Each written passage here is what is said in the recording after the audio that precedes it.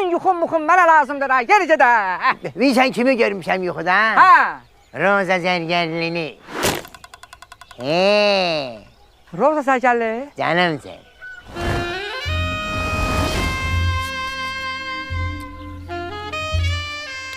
Yuxunu içdin? Ha, yoxu bu spreydir. Ulan yuxudan gördüm ki, Roza Zərgərli bir gəlsən. Gezmişsiniz elə bir ki, çox otaqlı bir dənə yerdi, qapıları MDF-dən. Özü hələ belə MDF yox ha. Ustalı hardasa 350 manat, 550 manat arası olan MDF qapılar var, onlardan. Saxla MDF nədir qapına da? Ha, bu detallara ne girsən? Yuxudan danış. Qodanışım.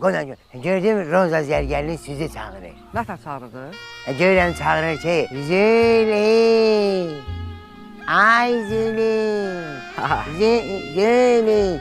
siz də elə bir dəli dana kimi otaqdan o yan bir yana qatırsınız.